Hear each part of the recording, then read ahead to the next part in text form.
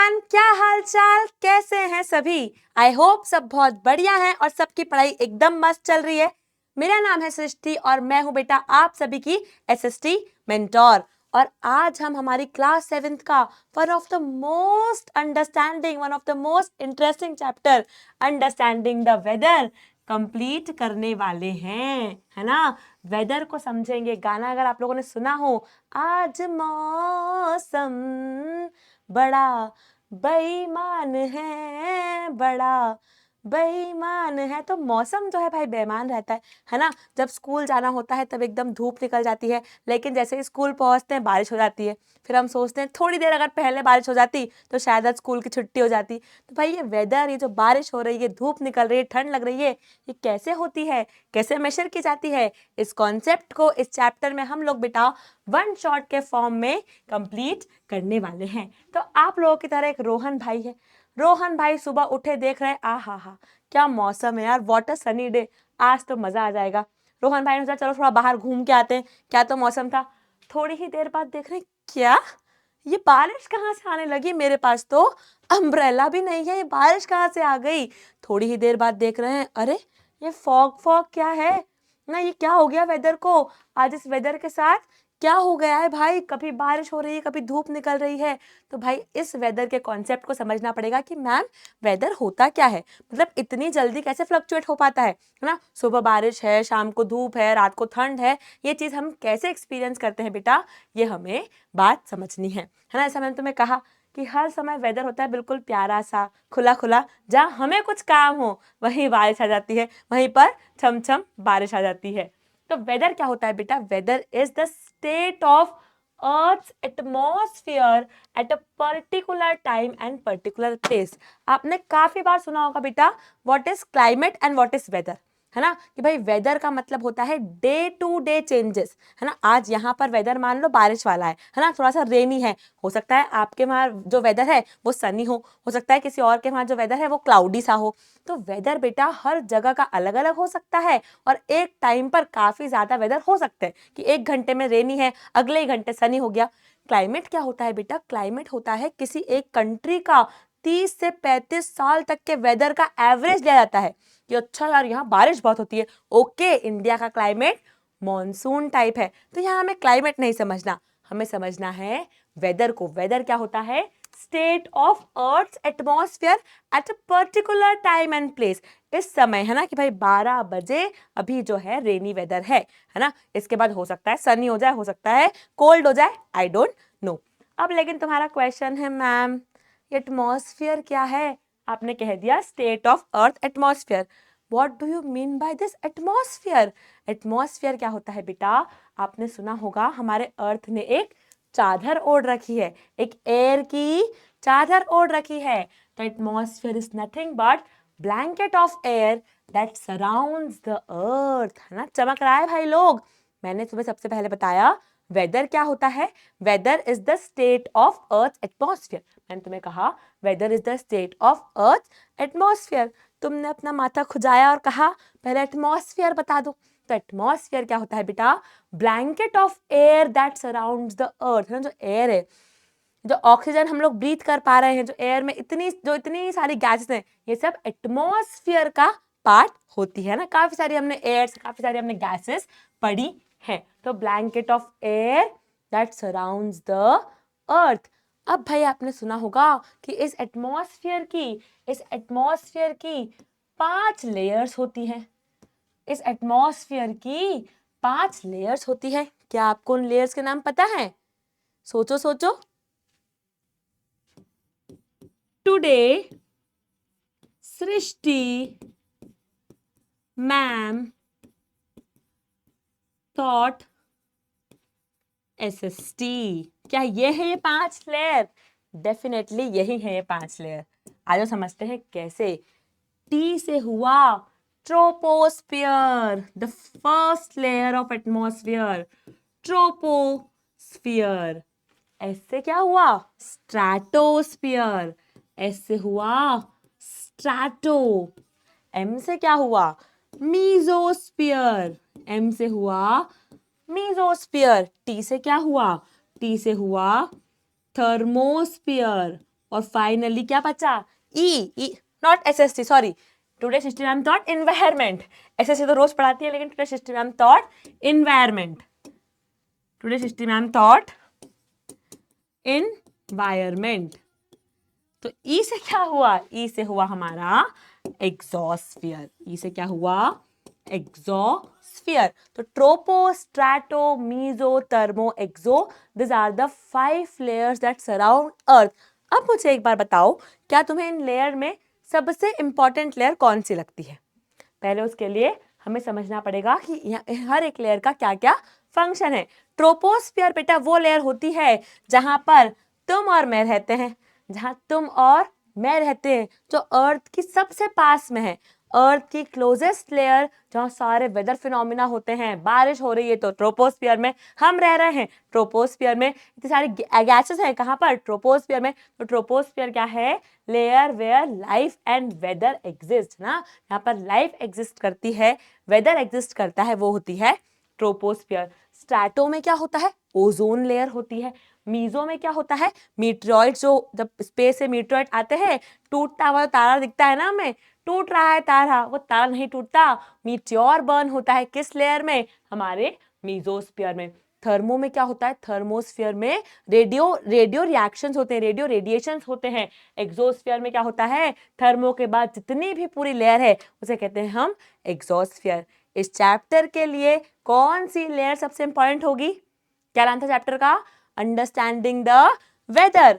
तो वेदर को अगर समझना है तो एक लेयर पे हम फोकस करेंगे बेटा, लेयर का नाम क्या है, ट्रोपोस्फियर। तो आओ ट्रोपोस्फियर समझते हैं। देखो ट्रोपोस्फियर क्या है बेटा, लोवेस्ट लेयर ऑफ अर्थ है, सबसे नीचे यही लेयर है, हम यहाँ रहते हैं, सबसे इंपॉर्टेंट वैसे भी हो गई। It ranges from 6 to 18 kilometres, it ranges from 6 to 18 kilometers above the sea level and thinner at the poles and thicker at the equator। ठीक है, तो 6 से 18 किलोमीटर तक की अगर आप हमारा ये अर्थ देखेंगे, अगर आप हमारे अर्थ देखेंगे तो हमारी ट्रोपोस्फियर कुछ इस तरह आपको दिखेगी। ठीक है, thinner at the poles, poles पे थोड़ी पतली होती है, थिकर एट द इक्वेटर, तो 18 किलोमीटर तक आपकी हमारी क्या जाती है, ट्रोपोस्फियर जाता है। Troposphere is very important because आप और मैं यहाँ रहते तो इंपॉर्टेंट तो इसको होना ही था। हर कुछ, हर एक वेदर फिनोमिना हो गया, बारिश हो गई है ना, जितने भी वेदर फिनोमिना से इसी लेयर में बेटा आपको देखने को मिलेंगे। ठीक है, अब आपने देखा है कि मैम वेदर जो है, हमने देखा सनी होता है, क्लाउडी होता है, कभी कभी थंडरस्टॉर्म आता है, बिजली कड़क रही है, तो इन सबको कैसे मेजर करें, है ना, कैसे मुझे पता चलेगा कि आज वेदर गर्म है, कैसे मैं बोलूं कि आज यार बहुत तेज बारिश हुई है, कैसे मैं बोलूं कि भाई 100 साल में इस दिन सबसे तेज बारिश हुई है, 10 साल की आज के दिन जो गर्मी पड़ी है वो 10 साल से कभी नहीं पड़ी। कुछ तो मुझे नाप तोल करना पड़ेगा ना, तभी मुझे पता चलेगा कि जो एलिमेंट्स हैं वेदर के, जो वेदर जो ये बन रहा है, वेदर जो चल रहा है वो क्यों ऐसा हो रहा है। सबसे पहले देखेंगे बेटा वेदर के कुछ एलिमेंट्स को। सबसे पहला एलिमेंट है बेटा टेम्परेचर। टेम्परेचर, टेम्परेचर का मतलब टेम्परेचर कि भाई वेदर कितना गर्म और कितना ठंडा है ना। बहुत मैम बहुत गर्मी, आज तो पसीना ही नहीं रुक रहा, इतनी गर्मी है, ओ माय गॉड, 50 डिग्री तक आज टेम्परेचर जा रहा है। टेम्परेचर क्या होता है, कितना गर्म कितना ठंडा आपका वेदर है, टेम्परेचर बताएगा। प्रेशर क्या होता है, कभी कभी लगता है ना बहुत भारीपन लग रहा है मैम, आज ऐसा लग रहा है भाई बहुत भारी भारी क्यों लग रहा है वेदर, तो वो पता पड़ता है कि आपका जो एटमॉस्फेरिक प्रेशर है वो कितना है, ज्यादा है या कम है, उससे पता पड़ता है वेदर कितना भारी है। ह्यूमिडिटी, चप चप होती है कितनी बार बारिश आने से पहले कि भाई ये इतना उमस उमस सी हो रही है, तो जो वाटर वेपर प्रेजेंट होते हैं बेटा एटमॉस्फेयर में वो बताते हैं उस रीजन की ह्यूमिडिटी, कि वहाँ इतनी ह्यूमिडिटी, कितने वाटर वेपर है, उतनी ज्यादा क्या होगी, चप चप होगी, उतनी ज्यादा क्या होगी, ह्यूमिडिटी होगी। प्रेसिपिटेशन मतलब बारिश छम छम कितनी आ रही है, rain, snow, slit, hello. Hello क्या होते हैं, वो कभी अगर आपने बारिश में देखा हो गोल गोल व्हाइट व्हाइट कलर के ड्रॉपलेट, जिनको बोलते हैं ओस, है ना, वो ओले बोलते हैं, ओले वो नहीं, ऊपर से जब गिरते उन्हें कहते हैं हेल, है ना। हल्की सी फ्रोजन सी थोड़ी जमी जमी बारिश गिरती है उसे कहते हैं स्लिट। ठीक है, तो उस तरह का अगर कुछ भी कुछ भी हमारा बारिश का फॉर्म हो रहा है तो उसे कहते हैं प्रेसिपिटेशन। और विंड, आज तो मैम क्या ठंडी हवा है, आज तो लॉन्ग ड्राइव पे जाएंगे, आज तो भाई बहुत गर्म लू चल रही है बाहर, बहुत गर्म हवा चल रही है आज, भाई घर में रहना, तो ये 5 एलिमेंट है ना, ये 5 एलिमेंट से मिलकर पता चलता है किसी जगह का, किसी पर्टिकुलर प्लेस का वेदर कैसा है। वेदर क्या था? What was weather? Weather is a state of atmosphere at a particular place and a particular time. Atmosphere क्या था? Blanket of air that surrounds the earth is atmosphere. Atmosphere की 5 layers कौन कौन सी थी? Tropo, strato, meso, thermo, exo. सबसे important layer कौन सी थी? ट्रोपो। ट्रोपोस्फियर क्यों इंपॉर्टेंट थी? क्योंकि हम वहां रहते थे, सारे वेदर फिनोमिना वहीं होते थे। अब वेदर को कैलकुलेट कैसे करें? 5 एलिमेंट्स कैलकुलेट करके, temperature, precipitation, atmospheric pressure, humidity and wind. I hope इतनी बातें आपको बिल्कुल क्रिस्टल क्लियर चमक गई होगी। तो now let's talk about the cool gadgets जिससे हम ये वेदर एलिमेंट्स को मेजर करते हैं, है ना। आपने सुना है मीटियोरोलॉजिस्ट, ये वर्ड सुना है? मीटियोरोलॉजिस्ट कौन होते हैं? मीटियोरोलॉजिस्ट वो लोग बेटा जो इस वेदर फिनोमिना को, हर एक एलिमेंट को स्टडी करते हैं और बताते हैं कि आज का जो वेदर, आपने सुना होगा ना भाई, आज से 7 दिन तक होने वाली है भारी वर्षा, अपने घरों में रहें, सेफ रहें, सुरक्षित रहें, है ना। ये वेदर फॉरकास्ट लोग करते हैं। कैसे कर पाते हैं? कि मीटियोरोलॉजिस्ट नाम के कुछ लोग होते हैं जो इन एलिमेंट्स को, जो 5 एलिमेंट पढ़े, इनको रीड करके बताते हैं कि आने वाले कुछ समय का वेदर कैसा होने वाला है। सबसे पहले टेम्परेचर। तो हम भी बीमार होते हैं और टेम्परेचर नापते हैं, तो किस इंस्ट्रूमेंट को यूज करते हैं बेटा? थर्मोमीटर।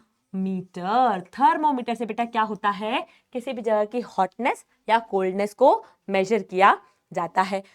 आपने देखा होगा यार कि जैसे ही ठंड आती है तो जब गर्मी आती है, जब हॉट वेदर होता है तो स्नो बहुत जल्दी मेल्ट होता है ना। क्लाउडी वेदर हो रहा है, थोड़ा थोड़ा हल्की हल्की ठंड लगती है बारिश के पहले की, है ना। विंटर में आपने देखा है कितना भी उस कोकोनट ऑयल को आप निकालने की कोशिश करो, वो नहीं निकलता है, ठीक है। उसको आप निकालते रहो, फिर धूप में रखना पड़ता है जब थोड़ा बहुत निकलता है, ठीक है। कर्ड है ना, दही जो है वो भी बेटा विंटर में बहुत मुश्किल से जमता है, समर में बहुत प्यारा अच्छा जम जाता है। ये जो वेदर है, ये जो टेम्परेचर है, इसको हम नापते हैं किससे बेटा? हमारे थर्मोमीटर से। थर्मोमीटर काफी टाइप के हो सकते हैं। एक होता है एम्बिएंट टेम्परेचर, जो आसपास का नॉर्मल टेम्परेचर नाप के देगा आपको। एक होता है maximum and minimum temperature during a day. For example मैं भी इंदौर में हूँ, इंदौर में आज सुबह आज का मैक्सिमम टेम्परेचर क्या गया, मिनिमम टेम्परेचर क्या गया, उसे मैं बता सकती हूँ कि यार आज जो है एवरेज टेम्परेचर इतना था इंदौर में, तो उससे बता सकती हूँ कि हाँ हॉट था या कोल्ड था। एम्बिएंट मतलब अभी मैं देख लूँ कि अच्छा इतना ओके अभी का टेम्परेचर हो रहा है, ठीक है। तो क्लिनिकल थर्मोमीटर होते हैं, डिजिटल थर्मोमीटर होते हैं, मैक्सिमम एंड मिनिमम थर्मोमीटर्स भी होते हैं। Let's talk about the range of temperature, है ना। रेंज ऑफ टेम्परेचर क्या होता है बेटा? जैसे मैंने कहा तुम्हें कि इंदौर में अभी टेम्परेचर है for an example 30 degree Celsius, है ना, इतना है। और मतलब मैक्सिमम टेम्परेचर जो है वो 30 डिग्री सेल्सियस है, और मिनिमम टेम्परेचर आज गया मान लो 25 डिग्री सेल्सियस, ये मिनिमम था।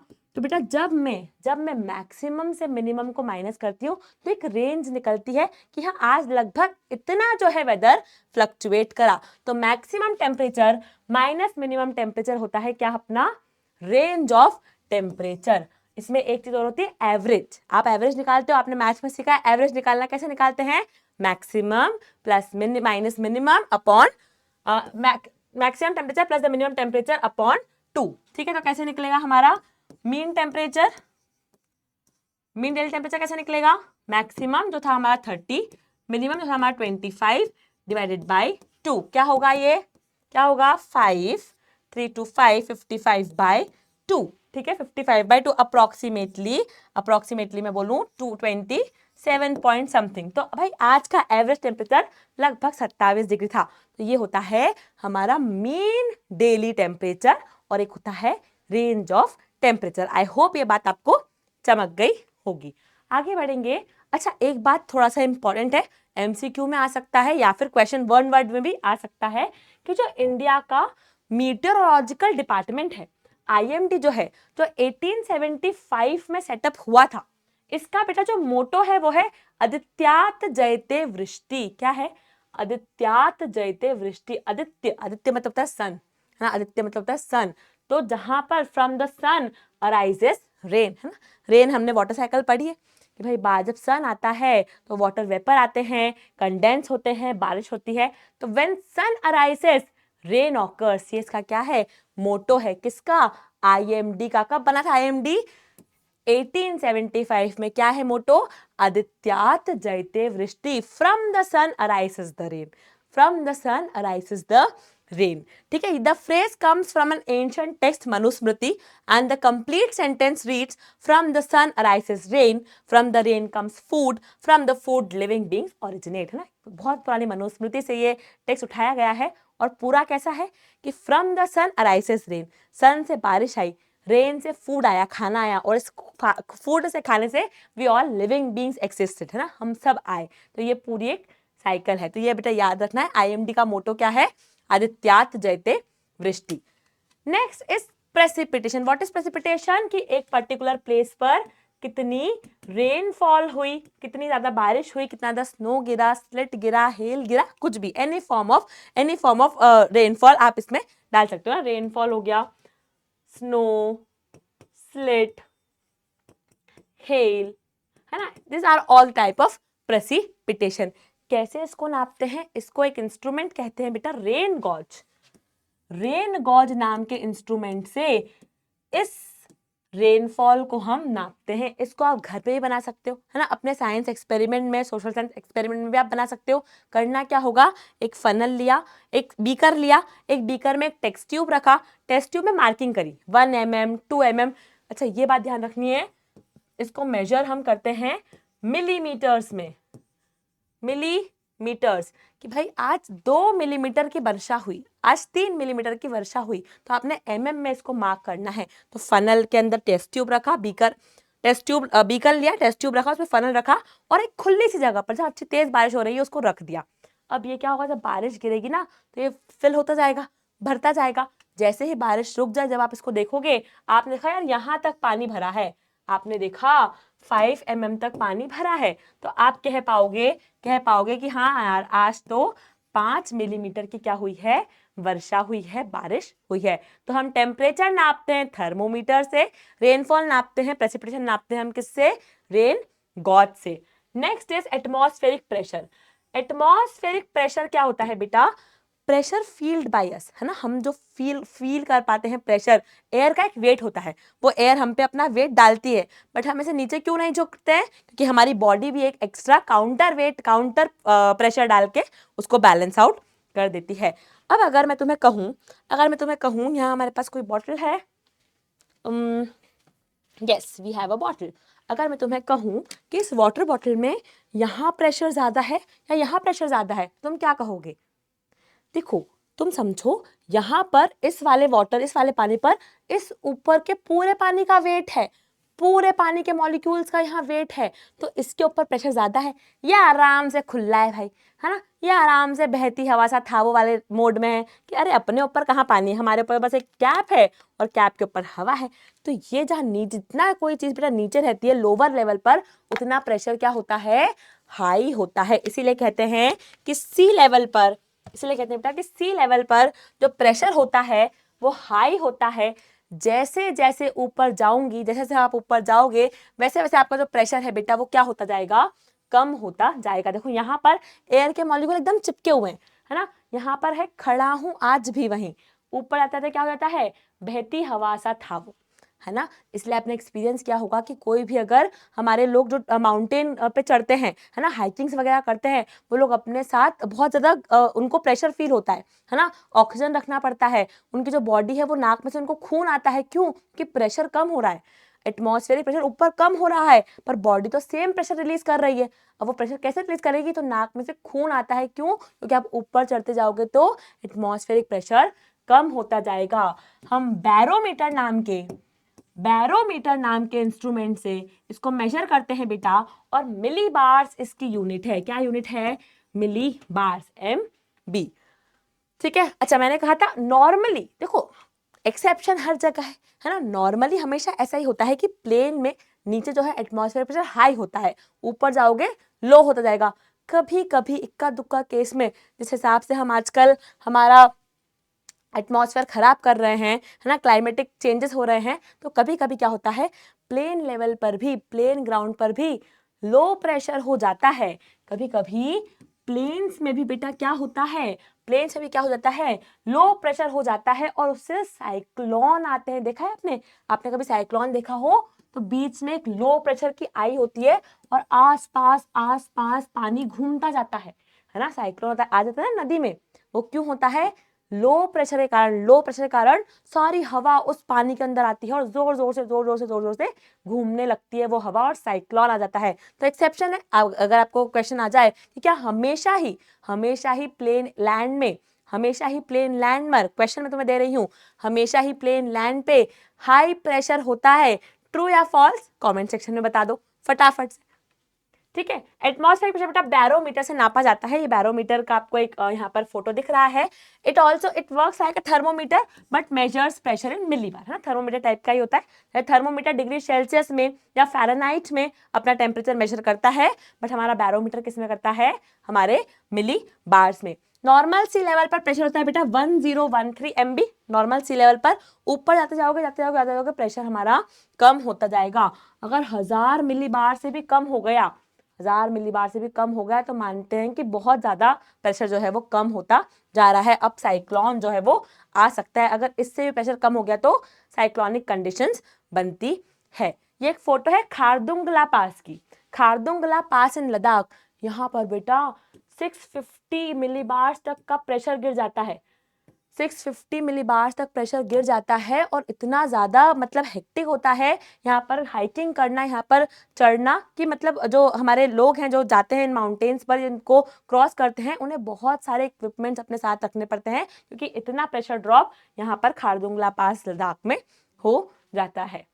Next is wind. विंड क्या है, चले जैसे हवाएं सनन सनन, है ना। आप अगर कभी फ्लाइट से ट्रैवल किए हो तो आपने ये देखा होगा, आपने ये देखा होगा इंस्ट्रूमेंट। आप हमें सोचते होंगे यार ये क्यों लगाते हैं, है ना, आपने हमें सोचा होगा कि ये क्यों लगाते हैं, बहुत सारी फैक्ट्रीज के ऊपर देखा होगा ये क्या होता है। तो विंड सबसे पहले समझते हैं बेटा, विंड क्या होती है, मूवमेंट ऑफ एयर, है ना, एयर कैसी चल रही है उसे कहते हैं wind, movement of air from high pressure area to low pressure area. भाई यहाँ पर एक हाई प्रेशर एरिया था, यहाँ पर एक लो प्रेशर एरिया था, है ना, विंड अपनी आराम से चल रही थी, है ना, हवा अपनी आराम से, एयर अपनी आराम से घूम रही थी। इसने देखा भाई यहाँ हाई है यहाँ लो है, फट से यहाँ हो जाओ, यहाँ से यहाँ हो जाओ, यहाँ से यहाँ हो जाओ।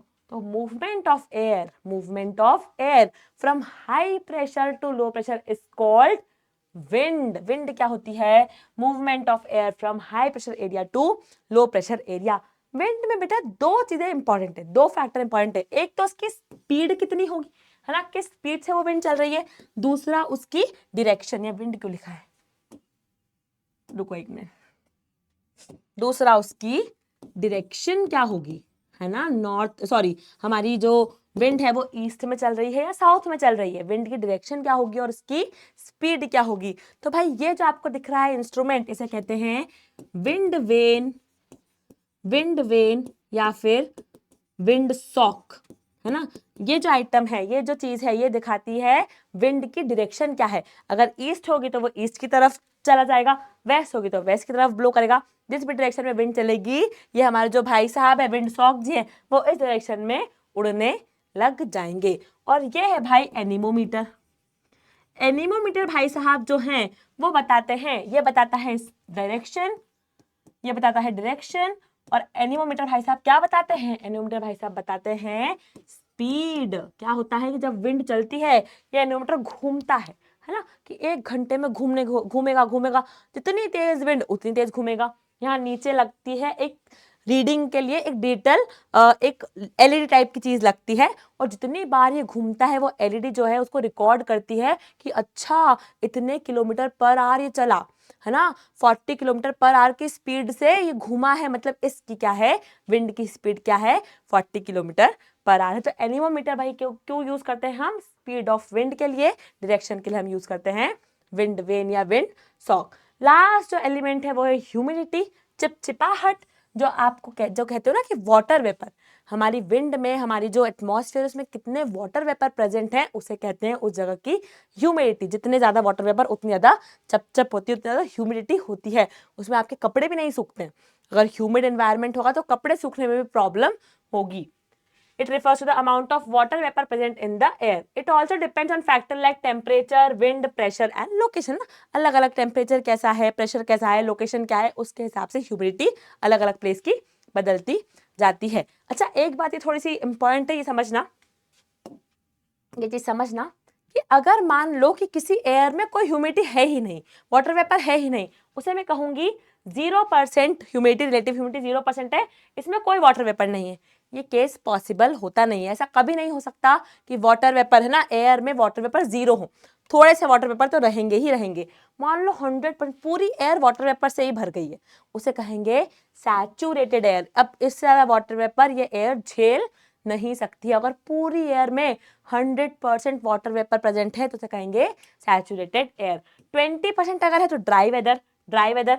60 है तो ह्यूमिड है ना, बिल्कुल ह्यूमिड वेदर है, वेडॉक्स नहीं वेदर है, ठीक है। तो 0% मतलब कोई वाटर वेपर नहीं, 20% है तो ड्राई वेदर, 60% है तो ह्यूमिड वेदर और 100% तो सैचुरेटेड एयर। मतलब ये पूरी जो एयर है वो किससे भर गई है, वाटर वेपर से भर गई है। तो इसी के साथ आपके elements of atmosphere, elements of weather complete होते हैं। There are 5 elements of weather, बताओ फटाफट। टेम्परेचर, प्रेशर, ह्यूमिडिटी, विंड और एक और क्या है, टेम्परेचर, प्रेशर, ह्यूमिडिटी, विंड और precipitation. This are the five हमारे एलिमेंट्स ऑफ वेदर। अब ह्यूमिडिटी को मेजर कैसे करते हैं, हाइग्रोमीटर नाम की एक चीज आती है बेटा, हाइग्रोमीटर नाम की एक चीज आती है, एक इंस्ट्रूमेंट आता है, उससे हम ह्यूमिडिटी को मेजर करते हैं कि भाई ह्यूमिडिटी कितनी हो रही है। अब आपको ये समझ में आ गया कि हाँ मैम, ये 5 एलिमेंट से वेदर को हम देख सकते हैं। अब आप सोच रहे हो कि मैम ऐसा करते हैं कि ये इंदौर है, मैम ये इंदौर है, यहाँ पर थर्मोमीटर लगा दूं, यहाँ बैरोमीटर लगा दूं, यहाँ पर लगा दूं एनीमोमीटर और विंडसॉक, यहाँ पर हाइग्रोमीटर लगा दूं, है ना, सारे 5 एलिमेंट्स ऐसे लगा देता हूँ, है ना।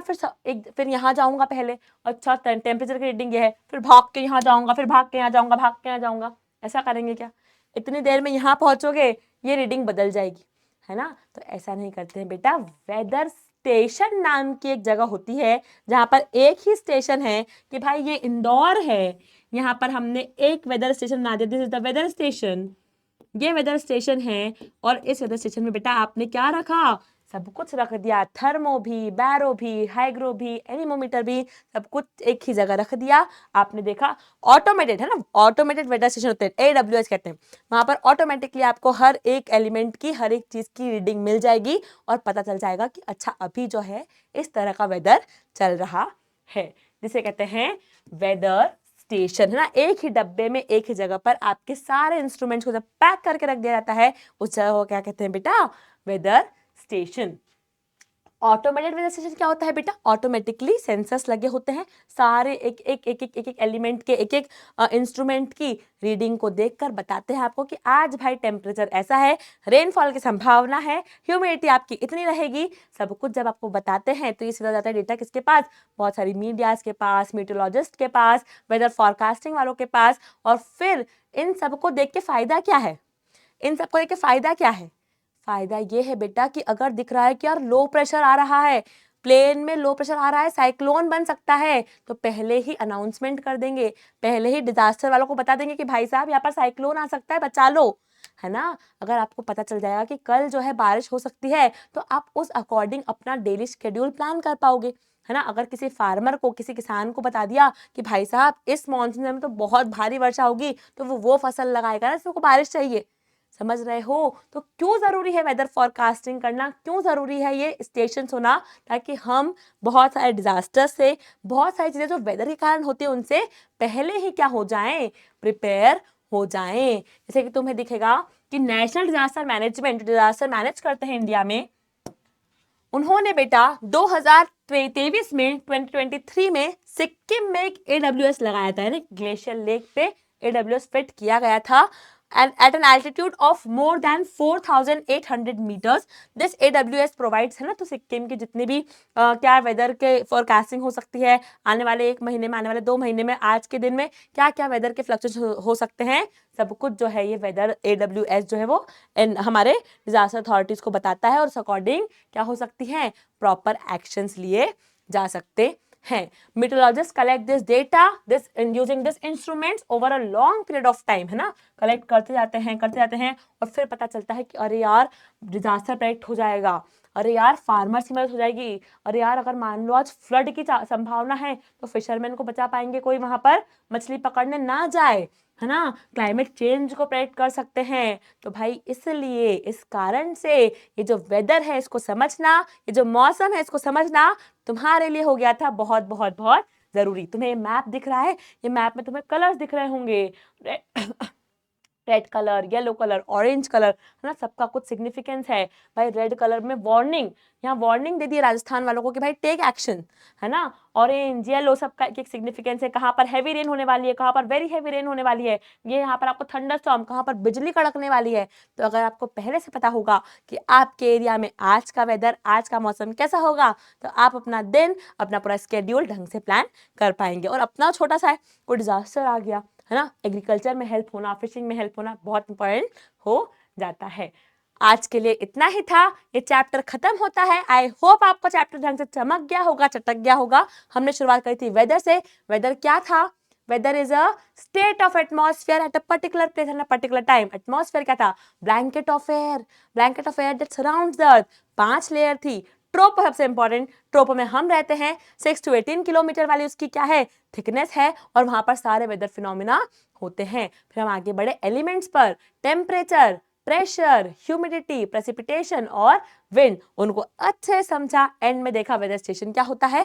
होमवर्क आपको जो कमेंट सेक्शन में आंसर करना है वो है कौन सा इंस्ट्रूमेंट किस चीज को नापने के लिए यूज होता है। हाइग्रोमीटर किसे नापने के लिए होता है, एलिमोमीटर किसे नापने के लिए होता है। इस होमवर्क को आपको कमेंट सेक्शन में आंसर करना है। Thank you so much everyone. मिलूंगी आपसे अगले लेक्चर में अगले वन शॉट के साथ। तब तक के लिए keep rocking, keep studying. Bye bye, thank you.